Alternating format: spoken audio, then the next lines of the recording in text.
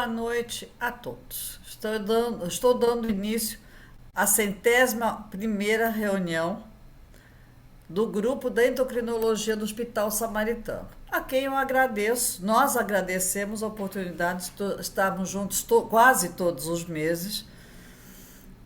E eu tenho realmente este mês o privilégio de ter como palestrante a doutora Mônica Gadelha.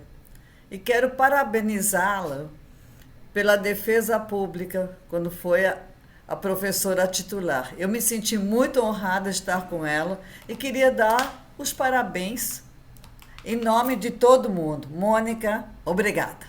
Obrigada por quem você é, obrigada a maneira linda como você defendeu. Obrigada pela maneira como você me mostrou que, além de médica, você pode ser mãe, companheira, amiga. Olha, foi um prazer estar presente. Nossa, Mônica, Quero muito agradecer ao Hospital obrigada. Samaritano. Não, você merece. Obrigada, muito obrigada. Bom, o nosso agradecer ao Samaritano, né, agradecer ao Edilon, e vou dar início ao nosso assunto de hoje, que é manejo da hiperprolactinemia. O que mudou nos novos guidelines? Bom, nossos convidados, Mônica Gadelha, membro titular da Academia Nacional de Medicina, professora de endocrinologia da UFRJ, coordenadora do Serviço de Neuroendocrinologia e do Laboratório de Genética Molecular do Instituto Estadual do Cérebro Paulo Niemeyer. Mônica, na sua palestra, falou pouco que ela gosta de biologia molecular, né, Mônica? Muito pouco. A paixão da Mônica, que é representando todo mundo a nível internacional. Obrigada. Leandro Kazuki, doutor em endocrinologia, médico do Serviço do Instituto Estadual do Cérebro Paulo Niemeyer e do Hospital de Bom Sucesso e ex-presidente, né, quer dizer, do Departamento de Neuroendocrinologia das BEM, 23 e 24. Luiz Eduardo Wilberg, doutor em endocrinologia pela UFRJ também, pesquisador do Centro de Neuroendocrinologia do Fundão e médico do Serviço de Neuroendocrinologia do Instituto Estadual do Cérebro Paulo Niemeyer. Gente, eu não tenho palavras para agradecer vocês estarem aqui. É sempre uma alegria ter vocês. E vou passar a palavra para o Leandro, senão eu vou me emocionar e não vai dar certo. Então, Leandro, a palavra é toda tua e vamos dar início à 101ª reunião. Obrigada pela presença, obrigada por estar aqui. Bom, então, boa noite. Queria agradecer a Mônica aí pelo convite. Enquanto eu vou botando a aula, não sei se a nossa Mônica, né? Mônica Gadelha quer falar alguma coisa, já que foi devidamente homenageada. Não, enquanto a aula entra, eu queria agradecer mais uma vez o convite de participar desse encontro tão tradicional, né, que a Mônica prepara com tanto carinho, e agradecer a forma carinhosa como que você fez menção ao concurso, e muito feliz de você estar lá dividindo esse momento especial comigo. Obrigada.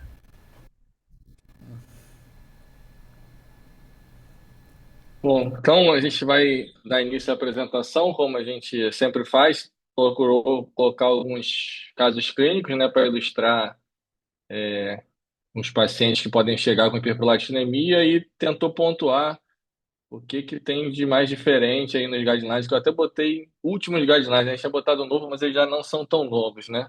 Então, principalmente o guideline de 2023 da Pituitary Society, que a Mônica é uma das autoras. O último guideline tinha saído da Endo Society era de 2011, então tinha bastante tempo. Então, a maior parte da aula vai ser baseada nele. E a gente também teve os posicionamentos do Departamento de Neuroendócrino junto com a Febrasgo, especificamente no manejo da hiperprolactinemia em mulheres. Então, para começar, a gente trouxe um caso de uma mulher de 24 anos, é, que era assintomática. Ela não tinha nenhuma comorbidade, tá? Era uma mulher jovem, sem comorbidade, não usava nenhuma medicação. E durante a consulta de rotina com a ginecologista, foi solicitado para ela um check-up, que ela fazia todo ano, e foi solicitada uma prolactina. E aí veio um valor de 59,2, até 23, o normal para a mulher, nesse laboratório que ela fez. E aí, diante dessa prolactina que estava elevada, a própria ginecologista pediu uma ressonância de sela, que eu vou mostrar aqui para vocês.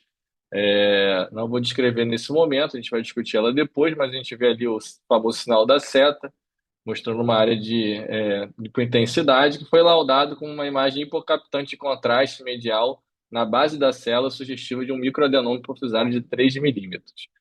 Então, essa paciente foi encaminhada, a princípio, com o diagnóstico de um hiperprolactinoma, porque ela tinha uma ressonância com laudo de um microadenoma, e uma prolactina de 59, normal para a idade dela era até 23.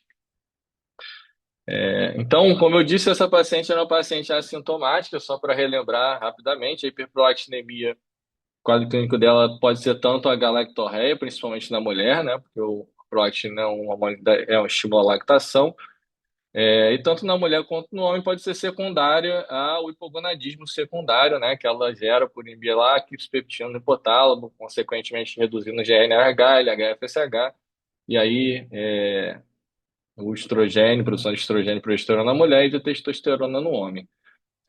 Então, na verdade, essa paciente teve uma dosagem de prolactina numa paciente assintomática. Eu queria, então, pedir para a Mônica comentar se é comum a gente receber esses casos e o que que deve ser feito, né? Na verdade, desde o início, o que que não deve ser feito também. É. Então, esse caso é um caso assim de dia a dia de consultório, né? Porque vários colegas incluem a prolactina em exame de check-up. Colegas, a maioria não endocrinologistas, que eu estou dizendo. E é muito comum. E aí a prolactina pode vir alterada, pouco alterada, por vários motivos, né? Por estresse de coleta, o paciente pode ter macroprolactina, é, e aí ela vem um pouco alterada, já começou errado, porque não tinha quadro clínico, não tinha que pedir prolactina, a prolactina vem um pouco alterada, aí o colega não vê causa para isso, e vai direto para a ressonância. E a gente sabe que a ressonância, além de até 10% da população poder ter micros adenomas, né, até 5 milímetros, que não tem significado clínico, a gente ainda tem os pitfalls, as várias armadilhas na imagem. Então, a primeira orientação, e seria até interessante que essa aula fosse dada para outras especialidades, né, também, é que não se peça prolactina se não tiver quadro clínico, é como isso já é do guideline, né, a referência que é do guideline, então a gente tem que ter a hiperprolactinemia confirmada idealmente numa pessoa sintomática. Se a pessoa é assintomática e a gente tem realmente a prolactina aumentada, a principal causa deve ser a macroprolactina, né, dando uma hiperprolactinemia por macroprolactina. Então, essa é a primeira mensagem, né?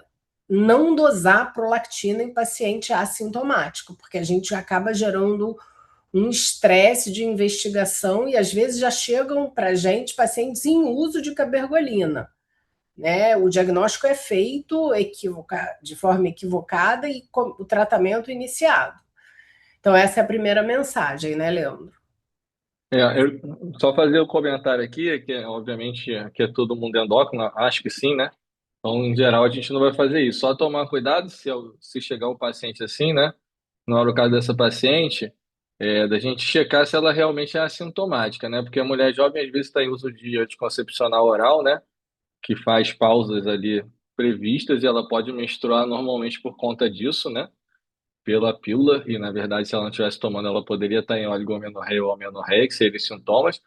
E às vezes ela tem uma galactorreia, mas é só a expressão, né? Não é muito menos incomum ser espontâneo. Então, é só lembrar de examinar a paciente também. Mas no caso dessa paciente que era assintomática, como a Mônica falou, a principal causa seria a macrolactina, e realmente foi dosado nessa paciente, né? Ela teve uma recuperação de 20% no exame com polietilenglicol, significando uma prolactina ali no sobrenadante de 12, que é uma prolactina normal.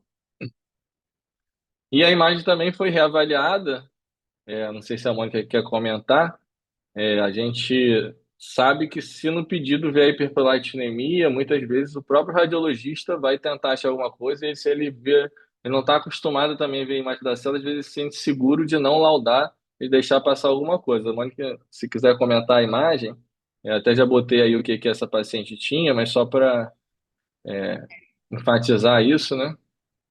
Então, o artefato do septo esfenoidal, que é assim, a seta vermelha está mostrando o septo, aonde o septo implanta no assoalho da célula, ele dá uma hipocaptação, essa área de implantação do septo. Então, esse é um pitfall muito frequente. Então, a dica é, tem um adenoma muito na base, perto do septo, isso pode ser artefato do seio esfenoidal. Então, isso é muito importante. Ou a gente trabalha com um neuroradiologista muito bom, como a gente tem no serviço, né? Ou então a gente, na verdade, neuroendócrino sabe ver ressonância muito bem, né? A gente acaba discutindo com o neuroradiologista, mas a gente convive tanto que a gente aprende muito com eles. Mas tem vários pitfalls, então, assim, esse especificamente é um dos mais comuns, que é realmente o artefato do septo esfenoidal. Então, vê que essa paciente tinha uma dupla armadilha diagnóstica, o que a gente fala. Começou errado, não tinha sintoma, pediu prolactina, era macroprolactina, mas não foi pedida macro, seguiram na investigação, tinha um artefato de imagem e foi feito o diagnóstico de microprolactinoma numa pessoa que não tem nada. Então, só para resumir, né, essa paciente na verdade tinha macrolactina e um artefato de imagem. Então, na verdade, ela não tinha doença nenhuma. A gente só teve que tranquilizar a paciente. O caso 2 é uma mulher de 38 anos, essa assim sintomática. Ela tinha evoluiu com uma oligomenorreia, tinha mais ou menos uns 4 meses, e tinha uma galactorreia bilateral expressão. A única coisa que ela tinha prévia era uma doença de refluxo gastroesofágico, tinha começado a tratar há pouco tempo, estava usando domperidona e ranitidina. E aí essa paciente com sintomas foi dosada uma prolactina que veio 85, a referência é até 23. Então essa paciente, diferente da outra, é uma paciente sintomática. Ela tem hiperprolactinemia, mas a Mônica até já chegou a falar que o consenso recomenda que se não for uma prolactina muito elevada, né, então ele bota até 5 vezes o limite superior da normalidade. Então, para a mulher, ele vai dar em torno de 100. A primeira coisa a se fazer é repetir a prolactina, e muitas vezes só repetindo ela já pode vir normal.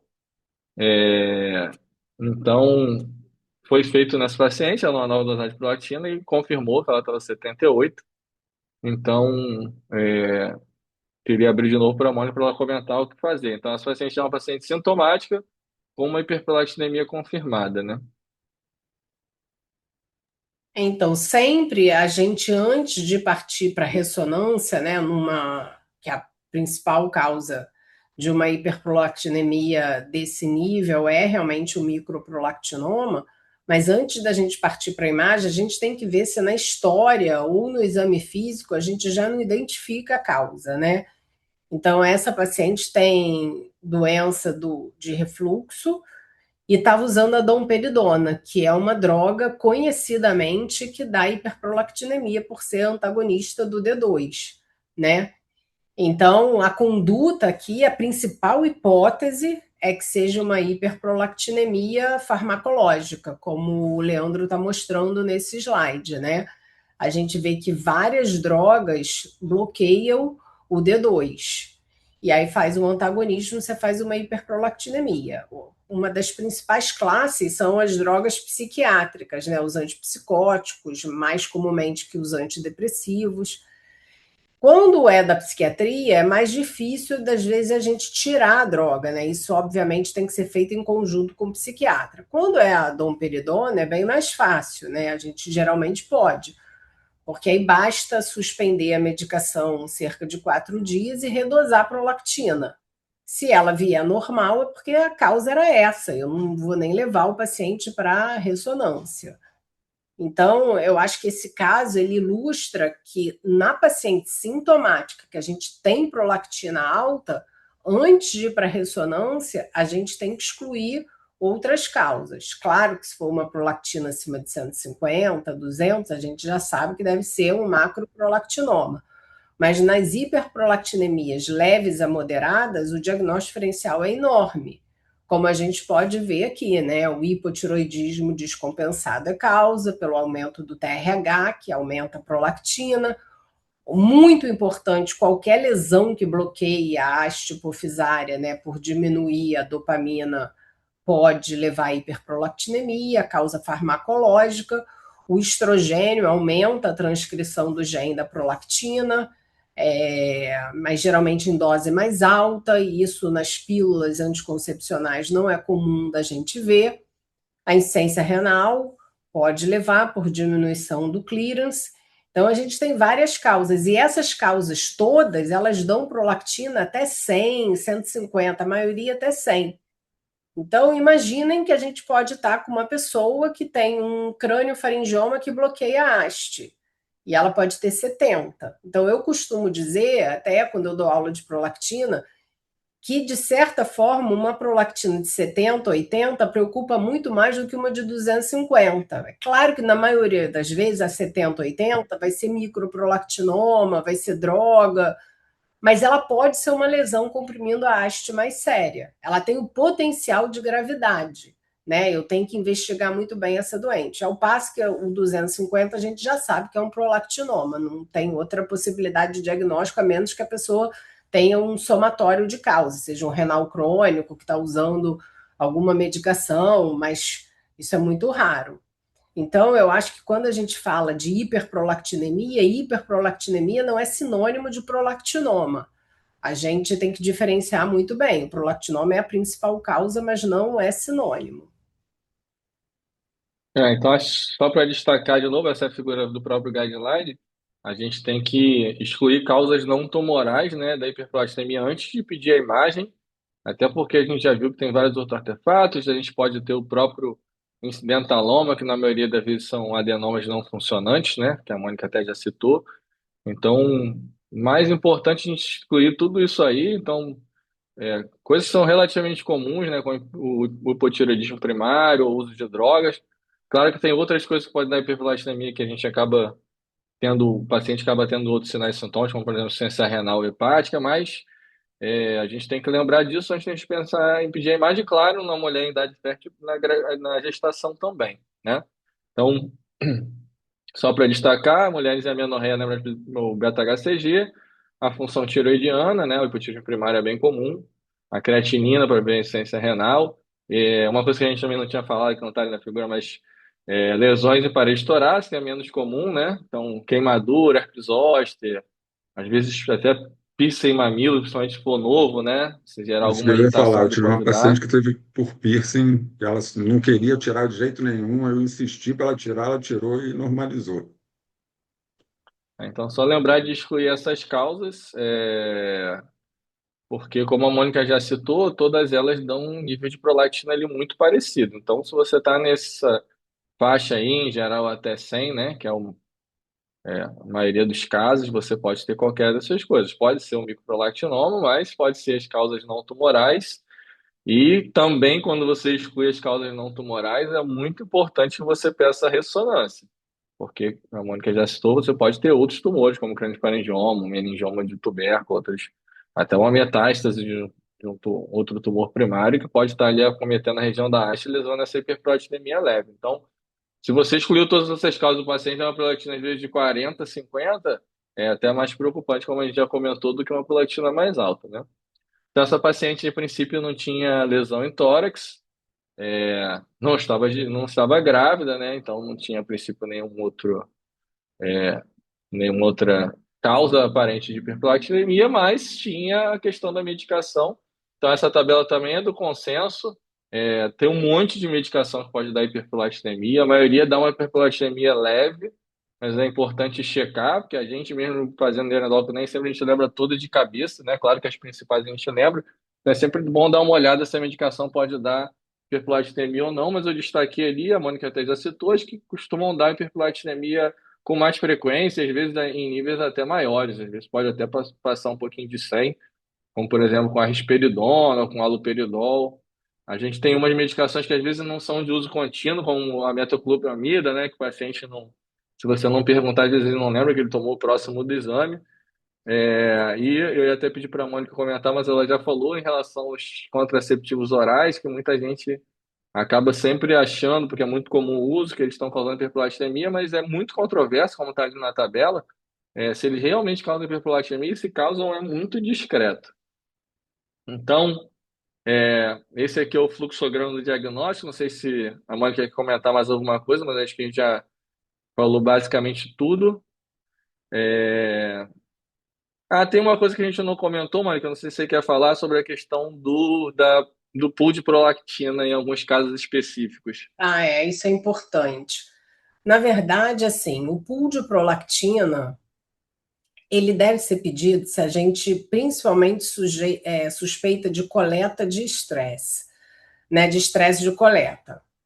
Então, mas é aquele paciente que quase desmaia, que tem pavor de agulha, que a gente tem. Eu já tive algumas pacientes com isso. Só que a gente tem que ter cuidado quando pede o pool de prolactina, porque, infelizmente, às vezes o laboratório faz 3 coletas em vez de canular o paciente. E aí é quase um teste de. Vai até subir mais, né? Então, assim, eu sempre explico para o paciente como é o exame, para o paciente já saber, tento descrever no pedido para ver se não há esse equívoco, e aí muitas vezes se resolve. Mas eu tive uma paciente, por exemplo, que eu não conseguia, assim, ela não conseguia ficar calma, e a prolactina dela na faixa de 60, 70, mantida, e ela com quadro clínico. Eu acabei tendo que pedir uma ressonância, só que, curiosamente, essa paciente também ela é claustrofóbica, então ela teve que ser sedada para fazer a ressonância. Então, quando ela foi sedada para fazer a ressonância, eu pedi para colherem o sangue dela também para dosar prolactina, e veio normal, era de estresse mesmo. Mas, assim, então o estresse tem que ser aquelas pessoas que têm pavor de coleta. Agora, o estresse do dia a dia, às vezes as pessoas falam, isso não aumenta a prolactina, né? É o estresse ali da hora mesmo. Então, acho que aí está o resumo, mais ou menos, que a gente já falou. A princípio, para dosar prolactina em que você tem sintoma, né? Que pode ser de hiperprolactinemia, ou o paciente que tem um incidentaloma, que a gente acabou não falando, né? Por outro motivo, fez um exame de imagem e foi achado um adenoma hipofisário. Se a prolactina estiver pouco aumentada, você deve repetir, até 5 vezes repetir. Aí é repetição normal. Se você suspeitar que o paciente tem um estresse muito grande de coleta, pode ser disso, aí sim, fazer, deixando lá o scalp, né, para colher o sangue. E se você excluiu todas aquelas causas, você vai para a ressonância. Se a prolactina for muito alta, como a Mônica falou, a gente não tem muito diagnóstico diferencial, aí você pode ir para a ressonância diretamente. Então, nessa paciente, como a gente já falou, ela estava usando medicações que a gente consegue suspender, suspendeu, normalizou, a gente confirmou. Se fosse um haloperidol, que o psiquiatra falasse que não podia suspender, a gente ia acabar tendo que ir para a imagem. Então, mas basicamente acho que é isso para a gente resumir o diagnóstico da hiperprolactinemia. Eu vou passar a palavra para o Luiz Eduardo. Boa noite. Queria agradecer também a Mônica pelo convite, por organizar essa reunião. Vamos passar para o caso clínico 3. É uma paciente do sexo feminino, né, de 23 anos, tem uma história de oligomenorreia mais ou menos um ano, uma cefaleia esporádica, mas que não mudou nos últimos tempos, que ela já tinha anteriormente. Ao exame, ela tinha galactorreia expressão, não era uma queixa dela, então, assim, só reforçando o que o Leandro falou, que paciente que vem com hiperprolactinemia, a gente tem que examinar, ver se a paciente tem galactorreia, porque ela só tinha a expressão, ela já vinha com esse resultado de 82, a gente repetiu a prolactina e veio uma prolactina de 84. Então, nesse caso, era uma paciente sintomática, com a prolactina repetidamente alta, então foi solicitada uma ressonância.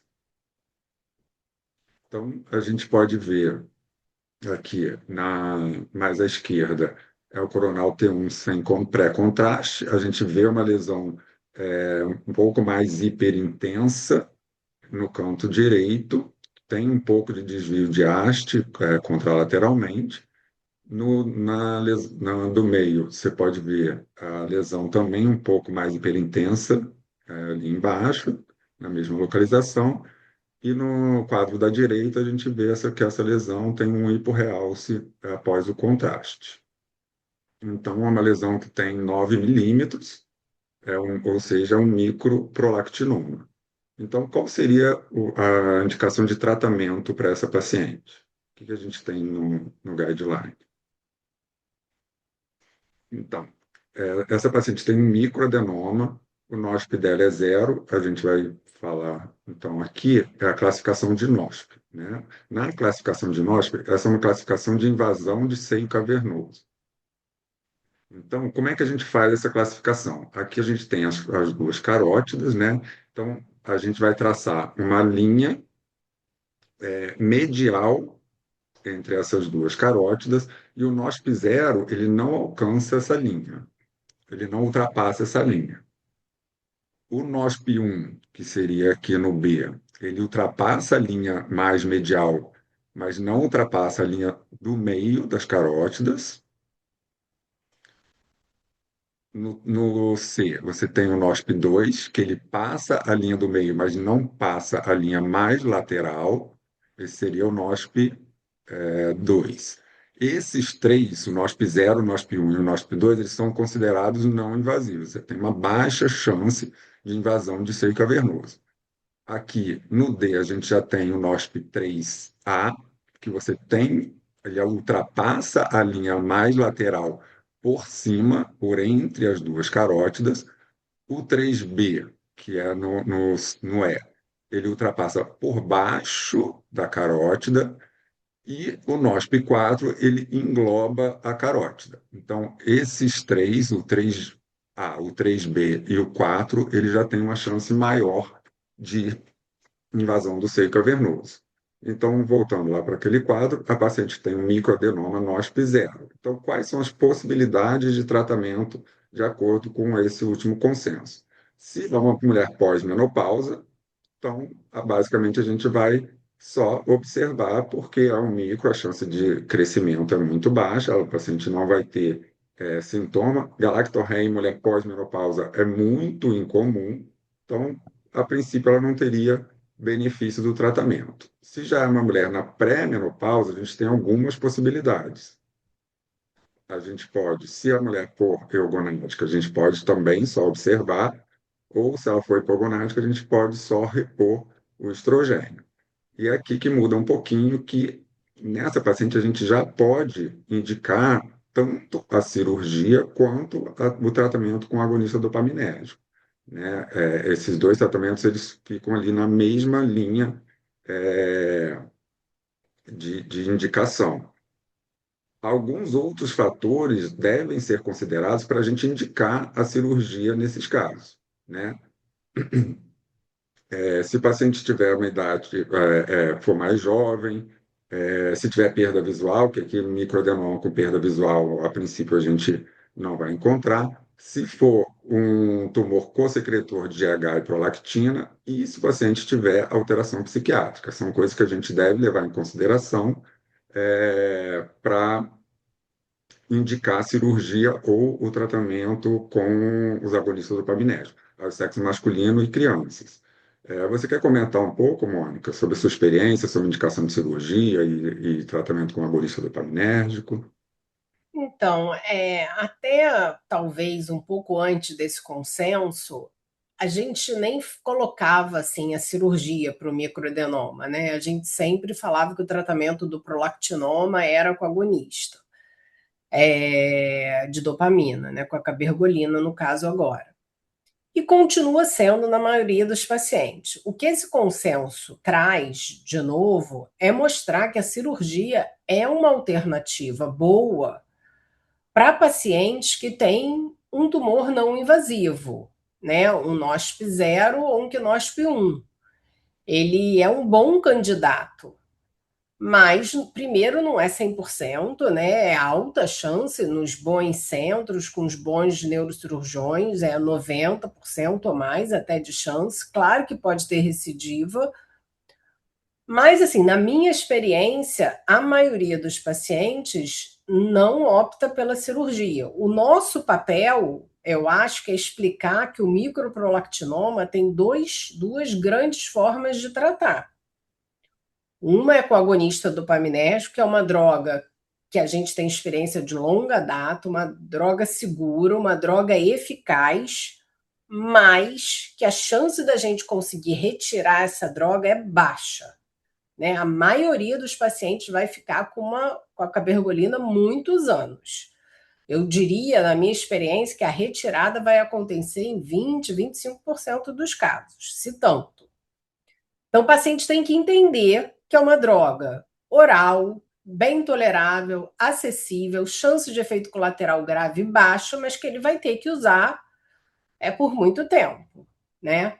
Essa é uma opção e a maioria opta por essa. Mas tem a cirurgia que pode resolver o problema de uma vez só. Não é 100%, não é garantia. Então, eu acho que o nosso papel aqui é mencionar isso e o paciente poder participar dessa decisão. Então, eu acho que a grande questão desse consenso é trazer isso. Na minha experiência de consultório, eu faço isso, eu posso dizer que quase a totalidade não opta pela cirurgia. A cirurgia ela entra quando é aquele paciente que não responde bem à cabergolina, que a gente começa ou não controla, ou precisar de uma dose muito alta, e a gente sabe isso logo, né? Com 1, 2 meses de tratamento, a gente sabe quem vai responder bem e quem não vai. Mas eu acho que o nosso papel como médico é colocar tudo na mesa e o paciente vai discutir com a gente o que ele acha. Deixa eu só fazer uma observação importante, né? Eu acho que essa discussão é válida no contexto de você ter um neurocirurgião com experiência em cirurgia hipofisária, né? Não, Então, sem nós estamos falando dúvida. aqui de Rio de Janeiro, se você estiver no serviço que o paciente tem acesso a um neurocirurgião com experiência, ou na sua vida privada, se ele tem condições de ir num neurocirurgião com experiência, aí vale essa discussão. Se você está num centro que não tenha um neurocirurgião com experiência, o paciente por acaso não tem condições de arcar com isso, aí a balança vai pender muito mais para o agonista dopaminérgico, né? Então, só destacar isso porque acho que é bem importante, né? Porque aí a cirurgia passa a ter uma chance de cura muito baixa e de complicação bem mais alta, né? Não, isso que o Leandro está falando é muito importante e o guideline fala disso, né? Se o seu paciente, seja no serviço público ou privado, ele não vai ter acesso a um cirurgião que é um expert em cirurgia hipofisária, vai para a cabergolina, né? Tem um amigo meu que brinca, né? Que a droga ela é democrática e a cirurgia é mais elitizada, né? Porque não é todo lugar que tem. Então, essa ponderação do Leandro é fundamental. Essa discussão só cabe se tiver um neurocirurgião de ponta na jogada, senão nem discute, porque aí não adianta. E, e uma coisa até que eu queria chamar a atenção aqui é que é muito comum as pessoas terem a visão justamente contrária, né? Que o tumor maior vai ser aquele que tem indicação de cirurgia, quando na verdade não é. O tumor, a gente pode ver que o NOSP2, que seria um tumor mais invasivo, ele vai apenas, basicamente, né, para tratamento com agonista dopaminérgico.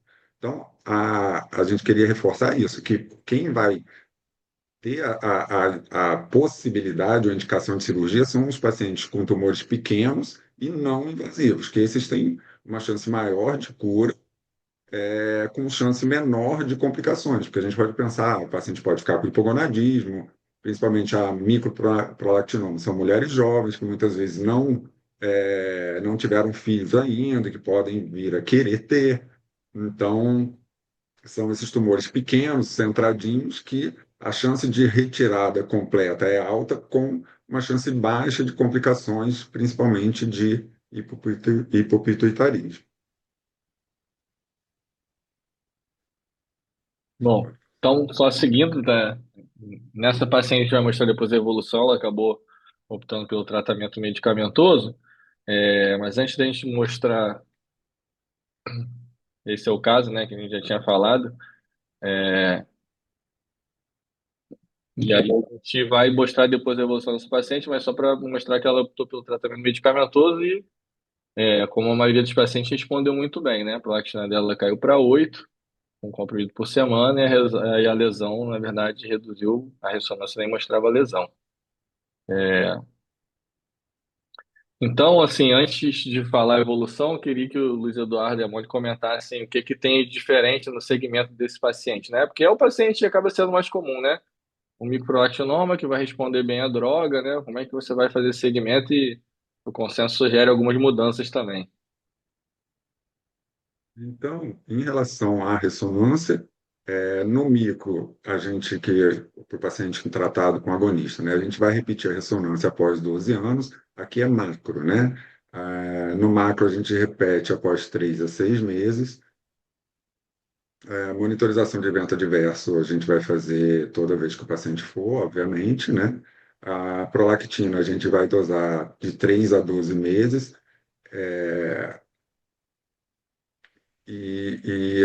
tem uma coisa importante que talvez seja interessante a Mônica comentar, que um dos fatores preditores mais importantes de remissão a longo prazo do prolactinoma é a queda na primeira prolactina pós o início do tratamento. Então, até queria ver com a Mônica quanto tempo ela pede a primeira prolactina, como é que ela faz esse acompanhamento. Nos pacientes que tenham normalizado a prolactina, mas que não tenham revertido o hipogonadismo, por exemplo, um homem que já está com a prolactina normal, mas que mantém uma testo alta, após 3 a 6 meses, se tiver mantendo o hipogonadismo, a Baixo, gente né? pode. Oi? Não tem uma testo baixa, né? Desculpe. Mantendo a testo baixa, a gente pode iniciar a reposição com testosterona na mulher com estrogênio e o follow-up de ressonância. Não precisa, o paciente controlado, o paciente que está com a prolactina normal, a gente não precisa ficar fazendo ressonância anual, né? A gente vai fazer ressonância se tiver novos sintomas, se tiver no segmento alguma disfunção hipofisária ou se tiver aumento de prolactina. Então, no paciente em tratamento com a cabergolina, que tiver controlada a prolactina, não precisa ficar repetindo ressonância anualmente. Quer comentar É alguma porque, coisa? porque a prolactina, na verdade, é um marcador tumoral, né? A gente não vê Uhum. dissociação, né? É raro, né, uma dissociação. Então, não tem sentido num paciente que tem um micro, um tumor pequeno, a gente ficar pedindo ressonância a cada 6 meses, um ano, por anos. E mesmo no macro, se a prolactina está controlada, a gente não precisa, a gente tem um marcador tumoral. Quando eu tenho um paciente que tem um tumor mais grave e que, mesmo com a prolactina normal, às vezes eu repito uma ressonância, mas peço até sem contraste, porque a maior preocupação com muita ressonância é com a sobrecarga de contraste por possíveis efeitos deletérios do gadolínio nos núcleos da base, uma coisa que não foi confirmada ainda, mas que tem essa pulga atrás da orelha. Eu acho que é expor um paciente, imagina um paciente com prolactinoma que tem diagnóstico com 28 anos de idade, a gente às vezes pega paciente que o médico pede prolactina todo ano, vai fazer o quê? 40 anos de ressonância? Não tem sentido, né? Então, eu acho que essa é uma mensagem muito importante do guideline, que é você tem avaliação clínica e laboratorial. Se está tudo bem, a ressonância não precisa mais. E É, quando o Dudu também falou para quando que eu peço a prolactina. Eu peço entre 1 e 3 meses, depende da gravidade do caso, né?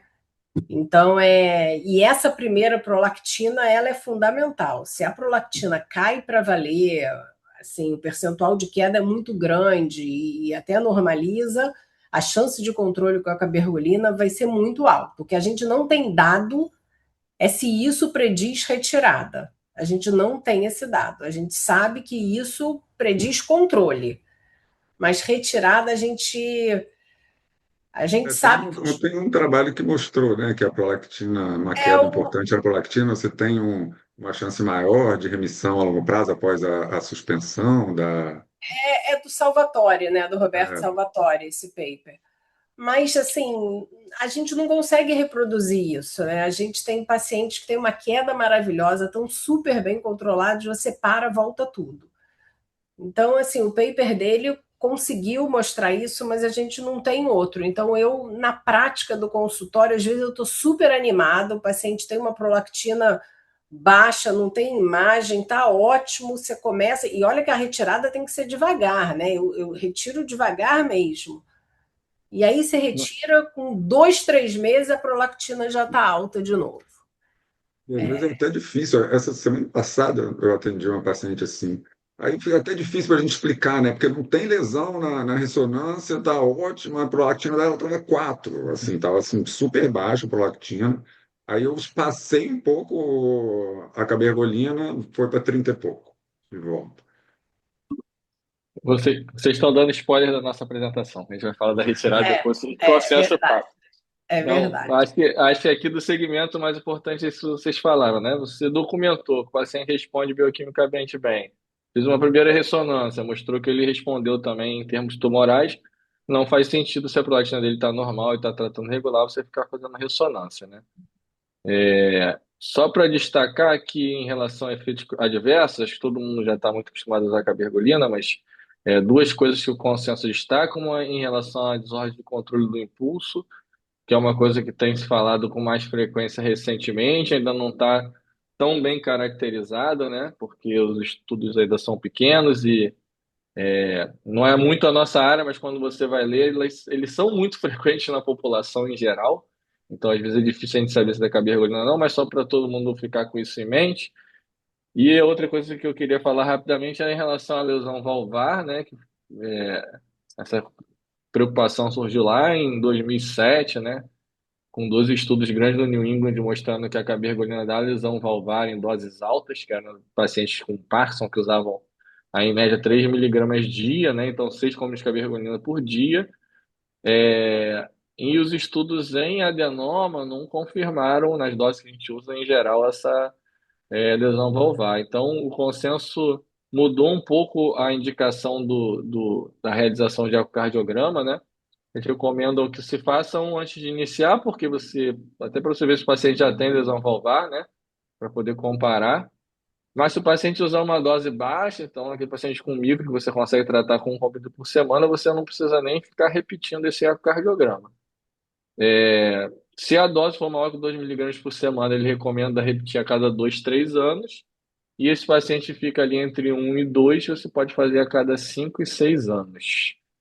Então, isso também foi uma mudança aí de recomendação, que antes a gente fazia em intervalos mais curtos e, a princípio, não tem, o risco é baixo, não tem indicação de ficar fazendo isso. Não É, sei se alguém antes tem. era, antes era para acima de 2 miligramas todo ano e para o resto a cada 5 anos.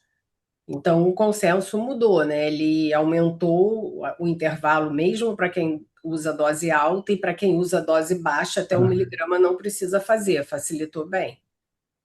E a experiência mesmo de anos tratando, nunca peguei nenhum paciente com doença valvar. Nunca tive. Ninguém. Então, mas eu acho que a gente tem que, isso é uma coisa que tem que alertar e tem que principalmente fazer no início e se principalmente se a dose é mais alta, monitorizar, né? Mas é bem raro.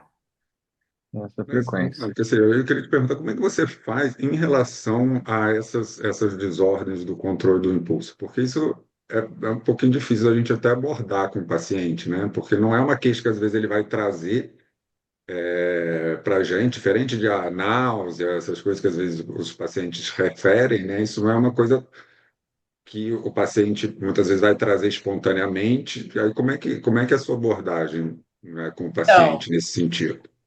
Essa pergunta é bem importante, porque logo que surgiu essa questão de desordem do impulso, uma dúvida que a gente tinha muito é se a gente deveria falar isso com o paciente ou não, que isso é um possível efeito colateral, porque isso podia preocupar os pacientes e diminuir a adesão.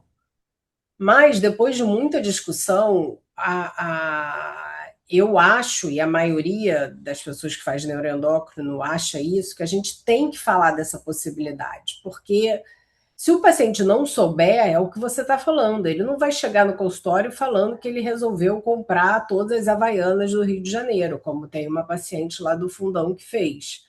Entendeu? Então, o paciente tem que saber que se isso acontecer, pode ser do remédio. Então, quando eu começo com a bergolina, eu converso sobre isso, falando que é muito pouco frequente e, mais importante, é que é totalmente reversível. Então, se o paciente apresentar isso, e principalmente na parte de jogo, de compra sexual, né, são esses impulsos. É, a gente diminuindo dose ou até, em alguns casos, tendo que suspender, o efeito é reversível, mas eu acho que a primeira consulta de prescrição da cabergolina é longa, né? Você tem que falar muito que tem que ser dada com alimento, você tem que falar do risco de hipotensão postural, da questão da náusea, você tem que falar da adesão, do tempo de tratamento. Você menciona lesão valvar, assim, muito en passant, mas até para justificar por que você está pedindo um eco, né? Pré-tratamento, você tem que falar do desordem do impulso, mas tudo é a maneira que você fala, mas eu acho que tem que falar, porque é o que você disse, o paciente não vai achar que ele cismou de comprar tudo e que isso tem a ver com a droga, ele acaba indo procurar outro médico, ou não procura e fica nessa vida. Então, eu acho que é nosso papel alertar de uma forma muito cautelosa, né, para não apavorar o paciente.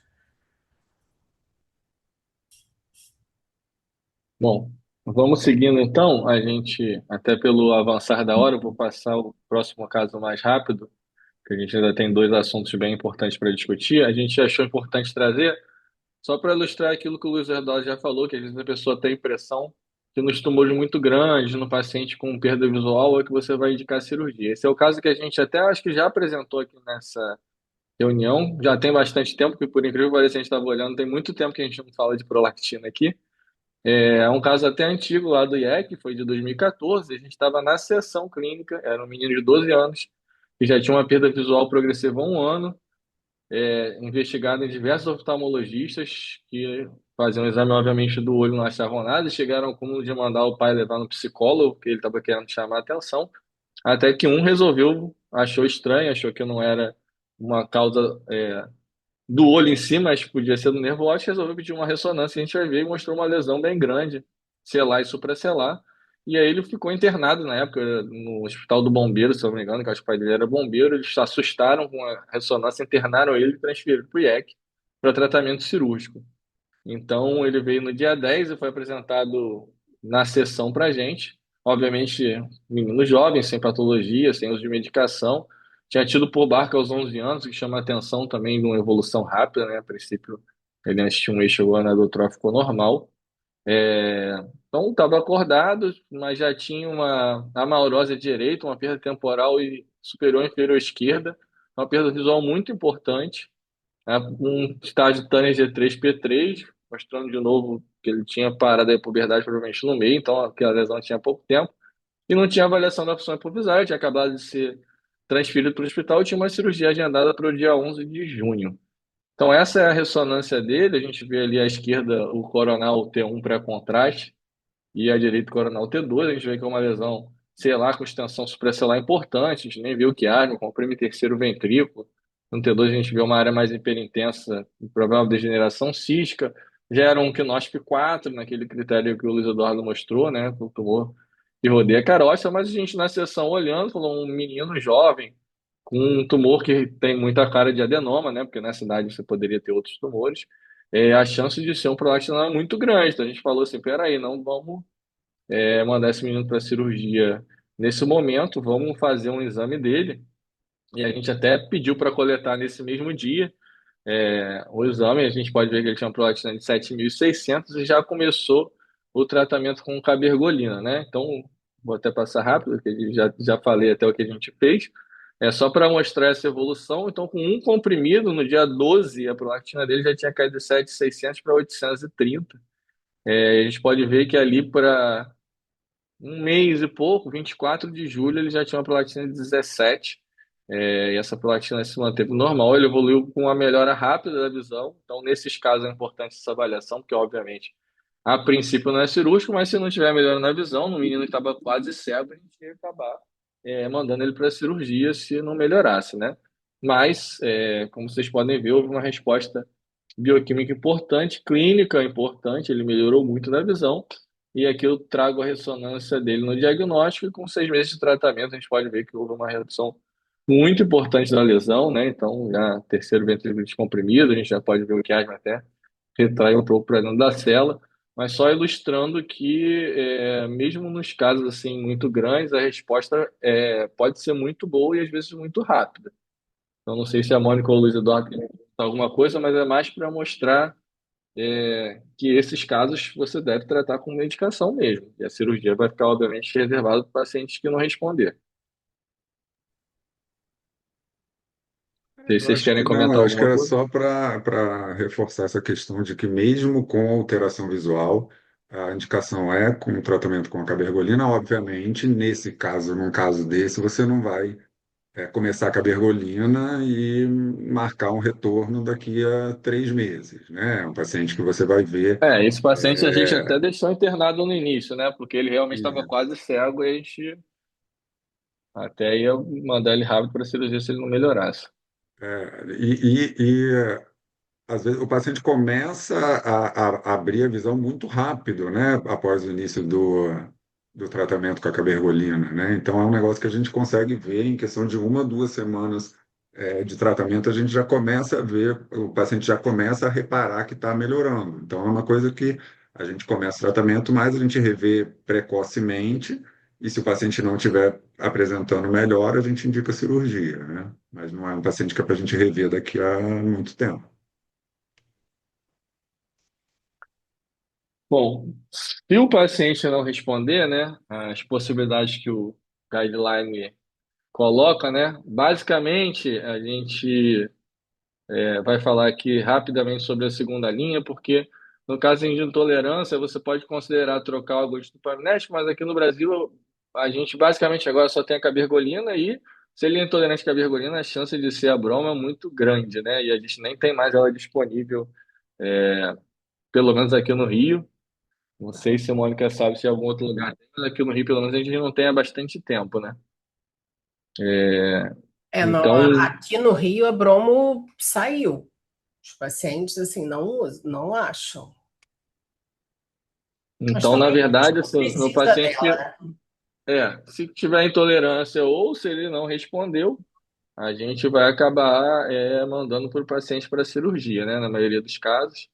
E aí é importante ou o paciente estar no centro de referência, ou nesses casos que fogem do comum, ele está com um endócrino que tenha mais experiência, né? Porque felizmente, a mais imensa maioria dos pacientes vai responder muito bem a cabergolina, mas naqueles casos que são menos frequentes, é importante que esteja com alguém que tem mais experiência no manejo de prolactinomas ou num centro de referência, né, onde você tem também um neurocirurgião experiente.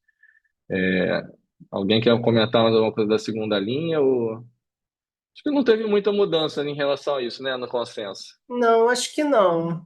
Acho que a gente pode seguir, porque estão tendo perguntas para a gente poder Senão discutir. não vai dar tempo, porque a gente ainda tem. É. Então, a gente vai voltar para o caso 3, né, Luiz Eduardo, que a paciente respondeu muito bem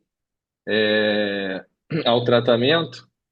E aí vamos entrar naquela questão. Ela está usando, controlou bem a prolactina, não tem lesão identificada. E aí eu quero que vocês comentem. A paciente vai perguntar: a gente vai usar para sempre? Vamos tentar parar? Comentem o que que vocês acham e a gente vai botar aqui o que que o guideline recomenda. Isso até quando foi o que a Mônica falou, né? Quando a gente começa o tratamento, a gente já explica isso, que o paciente vai usar pelo menos 2 anos de tratamento, que isso foi visto que tem está associado a maior chance de remissão a longo prazo, e após esses 2 anos, se o paciente tiver prolactina normalizada ou uma redução importante da lesão, ou preferencialmente até que a lesão nem seja mais identificada, a gente pode iniciar um processo de suspensão da medicação, né? E como a Mônica Deixa eu só falou, comentar aqui, antes de vocês falarem, só é que eu botei esse estudo, mas é porque ele foi o estudo que chamou a atenção para isso, com taxas de remissão muito altas, mas como a Mônica falou, isso não se reproduziu muito nem na vida real, nem na literatura, né? Então, por exemplo, essa meta-análise da literatura de 2010 mostrou no caso de tumor, né, de micro de macrológicos, uma taxa de remissão bem mais baixa, né? E aí eu botei o que que o consenso fala, eu queria que vocês comentassem então. então, acho que é isso. O que a gente tem na nossa prática é mais ou menos isso mesmo, aí uns 25% talvez, de remissão a longo prazo, né? Porque vários a gente consegue suspender a cabergolina, mas assim, até 50% das vezes a gente tem que, o paciente volta a apresentar aumento da prolactina, volta a ficar sintomático e a gente tem que retornar o tratamento com a cabergolina. Então, suspensão a longo prazo, remissão a longo prazo, eu acho que é por aí, 20, 25%, né, amor? É exatamente isso que eu vejo no consultório. É nesse nível mesmo. E é o que o consenso fala, né? A gente tem assim, para a gente tentar a retirada, o paciente tem que estar usando há pelo menos 2 anos, tem que estar com dose muito baixa de cabergolina. Tem que. Esse é o momento que a gente pode pedir até a ressonância, dependendo de como era o adenoma no pré-tratamento, para a gente saber qual é a situação ali, porque esse é mais um dado. Se tiver desaparecido o tumor ou tiver só uma área muito pequena, que pode até ser só fibrose e tudo mais, isso favorece. Então, esses são os bons candidatos. Estão com prolactina controlada, dose baixinha. Às vezes eu faço até 0,25 a cada 10 dias para ver se o paciente ainda fica bem, dependendo do caso, e que não tem imagem ou que teve uma redução importante. Mas mesmo nesses pacientes a gente vê recidiva. Então, assim, na minha experiência geral, ela fica em torno de 20, 25%, mas mesmo nesses bons candidatos não chega nem a 50%, é baixa também. Então, E se o paciente. Então, deixa eu perguntar uma coisa. O paciente já está com 0,25. Você tenta suspender se a prolactina estiver dentro da faixa normal, independente se está na borda superior, inferior ou no meio? então, se o paciente está com 0,25 e por semana e a prolactina está 18, eu posso até, aí eu vou espaçando, eu passo para 0, isso não tem assim escrito em nenhum lugar, isso é prática do dia a dia. Eu passo para 0,25 a cada 10 dias. Aí vejo o que acontece. Se ela ficar igual, eu às vezes vou para cada 15. E aí faço a retirada. Mas te digo que eu não lembro de nenhum caso que tinha prolactina nesse nível e quando eu tirei ficou em remissão. A maioria tinha prolactina bem baixa. E tem uma E, outra discussão, por exemplo, naquela paciente já estava 80 e pouco. Digamos que com um comprimido ela foi para 20, com limite superior de 23, né? Você sabe, normalizou, ela melhorou, não tem mais galactorreia, menstruação regular. Você acha que teria benefício de a gente aumentar a dose para tentar suprimir mais essa prolactina? Você mantém? Como normalizou laboratorialmente, clinicamente, você mantém a dose? O que você faz? eu não tenho, porque eu não tenho dado na literatura me dizendo que eu tenho que suprimir a prolactina e que isso vai aumentar a chance de remissão. Então, eu prefiro deixar minha paciente, ainda mais que é um tratamento crônico, de longo prazo, com a menor dose que controla ela clinicamente. Né? Então, se ela está com 20 de prolactina, a prolactina é até 23, menstruando, a galactorreia não incomoda ou já foi embora, eu não vou subir dose, não. Porque Eu faço isso também. isso é uma possibilidade remota, a gente não tem dado para isso. Né? Seria um estudo muito interessante, mas não vale a pena subir cabergolina, né? Não, não faria de E jeito nenhum. eu, E a última coisa nessa questão da retirada, queria que vocês comentassem, que aí é uma outra situação, né? É a paciente mulher que tem micro, que é o caso mais comum, e ela entrou na menopausa. Então, essa é uma questão que dá muita discussão atualmente. Essa é difícil. Porque existe toda, a gente não tem tempo, não teve tempo de entrar aqui, mas tem toda uma literatura e a gente tem trabalho nisso da prolactina com níveis bem altos, podendo ter um aspecto metabólico ruim, né? Então, contribuindo possivelmente para uma pior composição corporal, pode alterar metabolismo.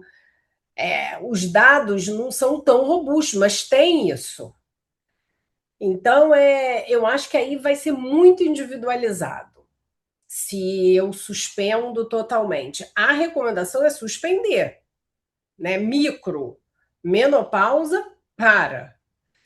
Eles até discutem isso no consenso, que não tem dado para você recomendar o tratamento só por essas questões. Até tem uns estudos bem controversos que dizem que a prolatina um pouco aumentada poderia ser metabolicamente boa, né? Não muito aumentada, mas um pouco aumentada. Então, mas é um campo interessante, né? Que a gente não vai ter tempo aqui de entrar nessa discussão.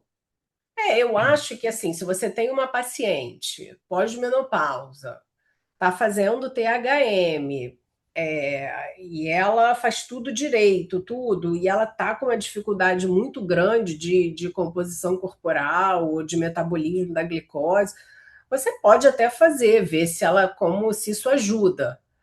Mas é muito difícil. Isso é uma coisa que eu ainda não tenho uma conduta estabelecida. Eu individualizo muito, converso com o paciente sobre isso, que é controverso, só que eu recuei um pouco. Antes era menopausa micro, entrou em menopausa, parou, acabou, mãos lavadas. Hoje em dia, eu não sou tão straightforward assim. Eu vou ver caso a caso se eu devo parar ou não.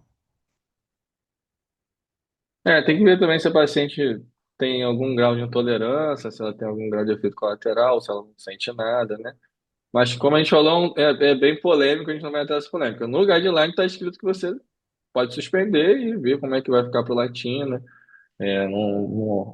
Se o tumor vai crescer, a princípio não vai acontecer nada, porque a tendência do micro é estabilizar ou até diminuir no pós-menopausa. Mas nas reuniões do consenso, né, que a gente teve várias reuniões, vocês podem imaginar, para fazer esse consenso. Isso deu muita discussão, muita discussão. Mas se ficou por falta de evidência, assim, parar. Mas eu acho que a melhor coisa é você ver paciente a paciente. Eu falei que aquela era a última, mas só agora sim, o último comentário é só da remissão. Se você tentou tirar o paciente recidivou, você volta o tratamento, obviamente, ele teve todos os critérios de novo, no senso de que você pode tentar novamente uma segunda retirada. Tem dois estudos que são pequenos na literatura mostrando que um percentual de pacientes pode entrar em remissão numa segunda retirada, né? Basicamente isso, mas vamos passar, porque senão a gente não vai dar tempo para as perguntas. Isso aí que a gente já falou, né? Do consenso. E eu vou passar para o Luiz Eduardo de novo, que a paciente dele voltou, mas disse que agora ela está pensando em engravidar. Eu até nem comentei, Gente, porque um não dos tem comentários era problema passar justamente um a pergunta pouquinho, se a tá? paciente engravidar. E aí, então, essa paciente, ela é uma paciente jovem, e aí ela não chegou grávida, né? O que acontece. Aliás, um outro comentário que eu quero fazer em relação a isso, uma coisa que é importante na primeira consulta, até a gente orientar a paciente a usar métodos contraceptivo de barreira, de preferência, né? Porque algumas vezes já aconteceu da paciente chega 3 meses depois é grávida, né? Mas nesse caso ela falou com a gente antes que estava pensando em engravidar. A gente tinha tentado a retirada dela e não conseguiu, teve que voltar para a cabergolina, então ela está em uso da cabergolina, mas está querendo engravidar. Está muito bem controlada, prolactina baixinha, ressonância sem nada. E aí, como é que a gente faria, né? Aqui, o paciente, que já falou, micoprolactinoma pode ser cirurgia ou agonista dopaminérgico, a princípio o macroprolactinoma, o agonista dopaminérgico. Pode ser feito um debulking se for uma lesão muito grande. Se a prolactina estiver normal, foi tratado cirurgicamente prolactina normal, a paciente pode engravidar sem problema nenhum. Se está em tratamento com agonista dopaminérgico, se for um macroprolactinoma, teve redução do tumor na ressonância, a paciente está bem controlada, prolactina normal, a gente sabe que essa paciente respondeu bem à cabergolina, a gente também pode liberar a paciente para engravidar, né? É importante para a gente liberar que a gente tenha a paciente na mão. É uma paciente que respondeu, que a gente sabe que respondeu à cabergolina, que sabe que teve uma redução da lesão, aí a gente pode ficar tranquilo para liberar a paciente para engravidar. Você quer comentar mais No, alguma coisa, Luan? no caso do macro, eu acho que, obviamente, uma coisa é você documentar que ele responde à droga, mas eu costumo esperar ele diminuir a ponto de estar intracelular, né? Eu acho que assim, o ideal é no macro, no micro, assim, controlou prolactina, o paciente responde, eu acho que o paciente está liberado para engravidar e você pode suspender o agonista e o Luiz Eduardo vai falar do acompanhamento. No macro, você tem que ter, eu também quero que ele esteja intracelular, o efeito de massa tem que estar controlado e, principalmente, tem que ser um paciente que responde bem, porque a gente sabe que na gestação pode aumentar mesmo. Então, eu tenho que ter certeza que é um tumor, se eu parar e ele crescer, se eu voltar com a bergolina, já evitei o primeiro trimestre, apesar que não tem nenhum dado contra a cabergolina robusto, não. Mas a recomendação é a gente tentar parar. Mas não porque tem nada definitivo, não. Mas eu tenho que ter certeza. Agora, o problema é quando uma paciente com macroprolactinoma, início de tratamento, ainda tem um tumor grande e engravida, como a gente tem no ambulatório algumas pacientes com isso. E aí você não pode parar com a bergolina. Aí não tem jeito. Se o tumor ainda É, está e, subcelular, não tem jeito. e até em relação à cabergolina, né? Obviamente a gente já comentou, agora a gente não tem mais a bromo, né? Mas alguns guidelines antigos recomendavam fazer a bromo na mulher que deseja engravidar.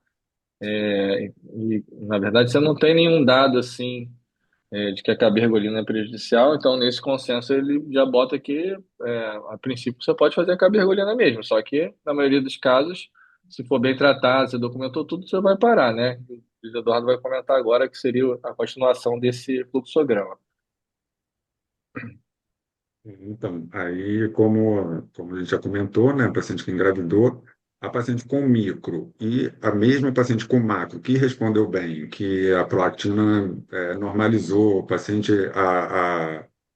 o tumor reduziu, ficou intracelular, esses pacientes a gente pode suspender a cabergolina durante a gestação e até a paciente amamentar. Nos pacientes que têm o macro ou que não tenham reduzido muito o tumor, a gente mantém a cabergolina durante a gestação. E como é que a gente faz esse acompanhamento? O paciente, um acompanhamento clínico, né? O paciente vendo se o paciente teve alteração visual, se o paciente está com aumentou a cefaleia. No micro, a gente faz a cada 3 meses, no macro, mensalmente. Não tem indicação de dosar a prolactina durante a gestação, porque a gente sabe que durante a gestação você vai ter um aumento da prolactina, independente de você ter crescimento do tumor ou não. Nos pacientes com macro, a gente faz o campo visual manual a cada 3 meses, a cada trimestre, e se tiver alteração de campo visual ou uma alteração importante da cefaleia, em qualquer momento da gestação, a gente faz uma ressonância sem gadolínio. Porque o problema da ressonância na gestação é o gadolínio, né? Você fazer sem gadolínio não tem problema, e como a gente quer ver se tem um tumor grande, o gadolínio fica talvez um pouco secundário. O gadolínio é mais importante para identificar lesões pequenas. Então, uma lesão grande a gente vai conseguir visualizar bem mesmo sem o contraste. Então, se tiver um aumento do tumor, Se a gente sabe que é uma paciente que responde bem, a princípio a gente vai para volta com a bergolina para essa paciente. Se tiver uma compressão de quiasma, alguma coisa mais importante que a gente tem que indicar uma cirurgia mais rápido, a gente pode ir para a cirurgia e esses dois, na verdade, são intercambiáveis, né? Não respondeu o agonista dopaminérgico vai para a cirurgia e depois da cirurgia, se for um tumor grande que ainda mantenha lesão, a gente volta com o tratamento com agonista dopaminérgico. E uma coisa assim que as pacientes ficam ansiosas muitas vezes é com a amamentação, né? E, obviamente, a amamentação é uma coisa muito importante. Então, para a gente contraindicar uma amamentação, tem que ser um tumor muito grave. Então, assim, o que eu costumo fazer é quando a paciente tinha um macro que era importante, controlou com a cabergolina, mas ela na gestação ficou sem, o que eu faço? Logo depois que o neném nasce, eu peço para ela amamenta, vai amamentar, mas logo no início eu peço uma ressonância sem gadolinho também, para ela não precisar ter que o gadolínio passa no leite. Então, assim, eu faço sem só para ter certeza que não tem nenhuma lesão grande ali, que está tudo sob controle. Está tudo sob controle, vai amamentar tranquila pelo tempo que quiser. Então, a gente cansa de ver, às vezes, uma orientação de não amamentar num macroprolactinoma. Isso, assim, a gente tem que ter muito cuidado com isso, que o prejuízo de uma não amamentação é grande, né? E frustra muito a mulher. Então, assim, foram pouquíssimas as pacientes que eu falei para não amamentar. Pouquíssimas, pouquíssimas. Geralmente são pacientes que engravidaram assim no início do tratamento, já era um macro ruim, não deu tempo da gente tratar direito, já começou tudo meio errado. Quando a gente planeja as coisas direitinho, a exceção são os tumores ruins mesmo, mas é uma minoria. No micro, então, nem se fala, né? Que a maioria dos Tanto que tumores, eu falei, infelizmente, é micro. no micro eu nem Esses peço ruins ressonância. acabam muitas vezes precisando ser tratados durante a gestação, né? Então, Aí não tem jeito, aí não vai é amamentar que, mesmo. é que na verdade, assim, a gestação é um estado bem hiperestrogênico, então você tem alguma evidência que a gestação pode levar ao crescimento do tumor. Mas a amamentação, a princípio, não. O que é importante é só você documentar se a paciente, na gestação, por ter ficado sem tratamento, né, como ele falou, pode ter crescido o tumor e você tem indicação de tratar. Então, essa ressonância no início, eu acho que é importante para isso. Isso não está no guideline também, mas é uma coisa da prática que eu acho que é importante, né? Eu faço isso sempre. No guideline só está que a amamentação, a princípio, não aumenta o tumor e que você, a gestante que teve gestação sem intercorrência, está liberado para amamentar. Eu sempre, quando o Interessante. tumor era maior, eu faço uma imagem, assim, quando a paciente já está um pouquinho mais tranquila, já está em casa, com uns 15 dias de pós-parto, eu faço sem gadolínio e vejo se está tudo tranquilo. Aí teve só uma Beleza, pergunta tá? aqui, e a experiência com macrocístico, a resposta com cabergolino. Então, isso é uma pergunta importante e interessante quem fez. No passado, isso era quase uma contraindicação para a cabergolina, mas isso caiu. Os císticos respondem também à cabergolina. Então, a única coisa no cístico é que você tem uma desproporção, às vezes, né, entre o tamanho do tumor e o nível de prolactina, porque a massa tumoral é menor. Mas eles respondem. Então, não é indicação de cirurgia ser cístico, não. O tratamento é igual e a resposta é boa também. Eu- Deixa só a gente finalizar aqui, eu acho que vai passar para as perguntas então, né? Uhum. Só botar uns recados finais e botar um último slide para a Mônica Gadelha falar um pouquinho, com a permissão da Mônica Wolff, a gente fazer uma pequena propaganda e Isso. depois a gente abrir para as perguntas. Então, só para concluir, né, o diagnóstico etiológico adequado continua essencial na hiperplastinemia, para a gente não fazer diagnóstico errado e principalmente tratamentos desnecessários. A cabergolina continua sendo a medicação de escolha para a maioria dos casos, com observação, com todas aquelas ponderações que a Mônica já falou, dos microinvasivos, né, que a cirurgia pode ter um papel também, por conta da alta chance de cura cirúrgica, mas essa deve ser uma decisão conjunta com o paciente. Se você tiver a disponibilidade de um cirurgião que seja tão bom quanto o tratamento medicamentoso, e a gestação, que a gente abordou agora no final, é segura na maioria dos casos. Então, acho que a gente discutiu esses pontos, a gente vai pode até abrir aí para perguntas, que eu acho que devem ter surgido outras dúvidas. Eu vou passar o último slide só para a Mônica dar um recado nosso para vocês. Então, isso daqui foi uma coisa que a gente pensou demais se a gente faria ou não, mas a gente chegou a fazer um curso presencial, né, sobre neuroendócrino, a gente fez durante 2 anos e as pessoas pediam muito que a gente fizesse um curso online, mas muito. E a gente recebendo e-mail sobre isso, porque tem muito curso de obesidade, de diabetes, de tireoide, alguns, mas de neuroendócrino não tem. E a gente está 1 ano preparando esse curso, né? Somos nós três, a Cristiane Fialho e a Elisa Lambach também, nós que somos as 5 staffs do Instituto Estadual do Cérebro, e a gente pretende lançar o curso em outubro, e vai cobrir tudo da neuroendócrino. Está dando bastante trabalho, mas eu acho que quem tiver interesse vai aproveitar bastante o curso. Então, eu botei o Instagram do nosso curso e o site também, que já está no ar, né? Para um pré-cadastro. Mas a ideia é ter as aulas gravadas para a pessoa assistir quando quiser, tirar alguma dúvida. Mas a gente vai também fazer alguns encontros ao vivo e mentoria, né? Discussão de caso, quem quiser discutir casos do consultório. Acho que é isso, né? Podemos abrir para perguntas. Eu vou ler algumas perguntas que tiveram aqui. A Adriana Andrade perguntou se compulsão alimentar também está relatada como desordem do impulso relacionada à cabergolina. Eu até já tinha respondido que também pode ser de compra, de Menos impulso comum, sexual, são mais comuns, mas também mas pode pode. estar associado, né?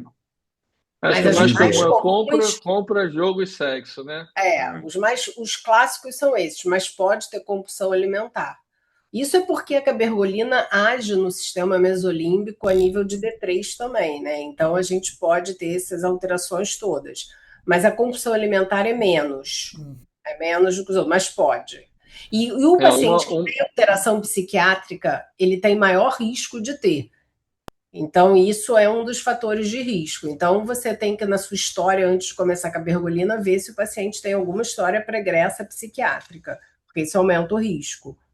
Mas e uma que você vê muito na literatura que é fora do Brasil por jogo, cassino, essas coisas. Antes aqui era um pouco mais difícil, mas agora com essas bets deve estar mais frequente também, né? Então, muita gente fica perdendo tudo na bet por compulsão. Então, é importante a gente comentar isso com os pacientes, porque pode ser da medicação, né?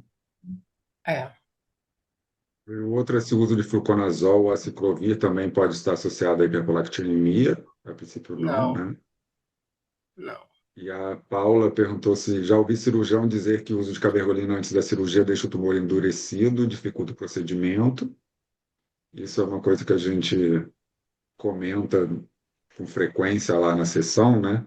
Que os cirurgiões costumam falar realmente isso, mas até onde sabe isso não é tão bem estabelecido que fique endurecido e que piore o resultado cirúrgico. Mas até os nossos cirurgiões lá às vezes comentam isso, né? Mas o mais importante é que isso não impacta numa decisão. A gente nunca vai deixar de mandar um paciente para cirurgia se tiver indicação por essa preocupação. E isso não é um consenso. Com a broma, eu acho que tinha mais dados. Com a cabergolina, não é uma evidência tão Uhum. robusta. Então, não muda clínica, não muda conduta clínica isso. E é difícil também, assim, existe um certo viés, porque a gente acaba operando muito mais os pacientes resistentes, né? Que talvez tenham tumores mais agressivos, que talvez sejam um pouco diferentes mesmo. Então, até a gente ter uma experiência grande com tumores virgens de tratamento medicamentoso, que eu não sei se a gente vai ter, como a Mônica já comentou, apesar de a gente oferecer, é muito difícil o paciente querer operar. Então, a gente acaba indicando a cirurgia mesmo para paciente que já tratou, ou foi intolerante, ou não controlou, né? Uhum. E a outra em relação aos medicamentos psiquiátricos, se a psiquiatria puder trocar o antipsicótico, com quanto tempo vocês repetem a prolactina? Então, assim, eu acho que isso é uma questão muito delicada, né? Um paciente psicótico é um paciente grave, tem uma doença de base grave. Então, assim, eu não costumo querer mexer, interferir muito nisso. Então, eu acho que uma boa possibilidade, digamos que seja uma mulher jovem que tem uma esquizofrenia, que usa um antipsicótico, faz uma hiperprolactinemia e você tem que documentar. Eu acabo fazendo uma ressonância sem contraste também, muitas vezes, ou com contraste, só para ter certeza que não tem uma lesão ali que comprime haste, uma coisa mais séria. E se ela tiver em hipogonadismo, faço reposição de estrogênio, se não tem lesão importante, não vou ficar muito preocupada, porque eu acho que a gente, como médico, a gente tem que ver o que é mais grave para o paciente. Se é uma doença psicótica grave, eu não vou fazer tanta questão de trocar para normalizar a prolactina. Eu trato o hipogonadismo, para ela não ter risco de uma osteoporose, de uma complicação de hipogonadismo no futuro, mas eu deixo a prolactina para lá. Eu faço uma ressonância só para ter certeza que é da droga mesmo, já que eu não posso parar a droga e testar. Eu faço uma ressonância para ter certeza que não tem uma lesão grande ali comprimindo o haste, que é o que eu quero ter certeza. Não tem, a ressonância tá boa, tem um micro. Ah, deixa o psiquiatra escolher o que ele acha melhor e, se for o caso, eu faço reposição, faço pílula para ela. Então, eu acho que a gente não deve tentar influenciar muito por causa disso, não. Eu acho que isso é bem importante. Alguns pacientes têm um quadro psiquiátrico bem difícil, né? Às vezes demorou muito até ajustar a medicação para chegar naquilo ali. Então, a gente ser muito incisivo com o psiquiatra, às vezes ele pode se sentir na obrigação de tentar trocar, e às vezes foi muito difícil ele controlar o quadro psiquiátrico, né? Eu até recebo muito paciente de um psiquiatra específico que ele vive me mandando porque algum endócrino pediu para ele trocar o remédio. E aí ele manda para ver. Como eu muitas vezes não troco, ele acaba mandando para ver uma segunda opinião. E eu acho que não tem que trocar se o paciente é um paciente difícil, não tem necessidade disso, entendeu? Eu tenho que ficar tranquila que, como eu falei, que não tem nada mais grave. Se não tiver, já é uma Um doença de paciente que base às vezes neurológica. usa até por depressão e que o psiquiatra concorde em suspender por 3, 4 dias. Não, aí tudo bem, aí eu redoso a prolactina como a gente faz Eu, com a domperidona. Se eu acho que essa é a uma pergunta coisa. era isso. Eu acho que é pouco, não, não precisa ser muito tempo. 3, 4 dias você já Ah, 3, 4 dias, consegue. qualquer droga. É igual com como a gente faz com os procinéticos, com os remédios da gastro, que a gente vê muito, né? A domperidona é bem campeãzinha de caso de hiperprolactinemia, né? Mas parar 3, 4 dias já estaria bom. Eu Até uma outra, imagino que. outra pergunta aqui importante também, né? Que a gente acabou não falando, que a Lilian perguntou, né? Muita gente também às vezes fica com medo. Se há alguma contraindicação para o uso de THM em mulheres pós-menopausa com macroprolactinoma? Então, eu acho essa pergunta é muito boa mesmo. Eu acho que depende do macro. Se foi um macro que já grande, que já deu trabalho, não responde tão bem a cabergolina, eu não vou fazer, né? Agora, se foi um macro que responde muito bem a cabergolina, está super controlado, não vejo por que contraindicar THM. Acho que ela entra na indicação de THM como qualquer outra mulher.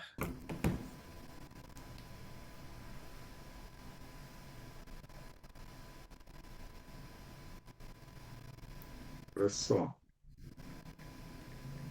Acho que essas foram as perguntas, né? Primeiro eu quero agradecer. Agora, vocês repetiram várias vezes os efeitos colaterais do contraste, da ressonância. Na Vocês querem falar verdade, um assim, pouquinho sobre, é, falar um pouquinho sobre isso? é até ótimo você falar isso, Mônica, porque talvez eu tenha exagerado um pouco, porque eu acho que as pessoas fazem tanta ressonância, às vezes desnecessária, né, para Isso é verdade. incidentaloma, que eu acho que é por isso que talvez eu tenha enfatizado. Assim, há uns anos atrás, saiu que o gadolínio, um tipo especial de gadolínio, poderia ter depósitos em núcleos da base, sem nenhuma correlação clínica importante, sem as pessoas saberem direito o que isso significa. Então, assim, não tem nada de grave com gadolínio, né, hoje em dia. Mas eu acho que você ficar submetendo um paciente que não precisa toda hora, e é desagradável o contraste, dobra o tempo da ressonância, tem acesso, né? Uma ressonância sem contraste, 10 minutos o paciente faz, não tem que pegar veia, não tem que fazer nada, né? É um exame muito fácil. Com contraste já é mais desagradável. Então, eu acho que se a gente tudo, o clínico tem que ter muito essa sensibilidade do que é melhor para Bom o senso. paciente, né? Eu preciso tanto assim de uma ressonância com contraste todo ano, né? Assim, é chato, é um exame chato, desagradável que tem essa pulga atrás da orelha, mas é uma coisa leve, não tem assim. Na época o FDA fez um alerta, mas isso a gente conversa com os nossos neuroradiologistas, não saiu mais nada sobre isso. Então, a princípio, não tem problema. Mas eu acho que você também ficar fazendo exame É. que não vai E mudar a era, Aquilo que eu conduta. falei, no micro, às vezes, é mais importante o contraste do que no macro, né? O macro, muitas vezes, o T2 ele já consegue comparar com as ressonâncias anteriores, se está tendo algum crescimento, né? Então, muitas vezes, só que no micro a gente também não vai ficar repetindo, né? No não vai micro ficar não repetindo. precisa fazer. O micro, se ele controlou, não tem por que eu fazer Você vai fazer, ressonância. você está pensando em suspender, de repente o documentar como a Cláudia, como a Mônica falou, então. Eu acho que assim, quer suspender, a pessoa quer engravidar em certos momentos especiais, aí você pode repetir uma ressonância para você ter um baseline daquilo, né? E tomar uma decisão. Mas como a gente vê às vezes, eu já peguei, eu estou com um paciente que eu atendo, até, nossa senhora, meu Deus, é um paciente que tem hipersomnia. Eu nem entendo nada dessa doença. E aí os médicos que cuidam dele pediram ressonância e ele tem um micro de 7 milímetros e cismaram por A mais B mais C mais D que isso é a causa do excesso de sono dele. Eu falei, isso não é nunca. E esse paciente, eu não estou brincando, ele chegou comigo, ele fazia ressonância a cada 2 meses para ver se o tumor estava crescendo. Então, isso só pode ser total falta de experiência em neuroendócrino, né? Porque, primeiro, para um paciente ter hipersomnia, só se ele tivesse um hipotiroidismo gravíssimo, a gente nem vê isso. Então, não tem nada a ver. Isso é um incidentaloma que não tem nada a ver com a história do paciente. Mas aí, quando o médico ficar pedindo ressonância toda hora, ele está incentivando o paciente a achar que aquilo é a causa. E eu falei para ele: eu não vou pedir mais nunca mais ressonância para você, você tem que procurar um outro médico. Eu nem sei direito qual é a especialidade. Mas eu sei que não tem nada disso. Fui obrigada a dosar os hormônios hipofisários, sabendo que não ia ser a causa de nada, mas uma pressão danada. Veio tudo absolutamente normal e o paciente com um bando de ressonância. Então, assim, eu acho que a maioria Aí dos vem aquele consensos cortisol de 5 e pouco, e aí é a insuficiência adrenal, ainda a tem isso hipersonia tudo, dele, assim. né? É, é.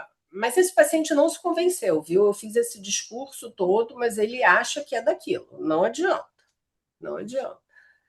Vai Aí, procurar outro médico, né? Com é, certeza. Até porque ele achar não um que ouviu. opere, né? Ele quer isso, e é exatamente isso que ele quer. Convencer o que ele tem que operar. Eu falei, com a minha indicação não vai ser, né? Depois dá algum problema e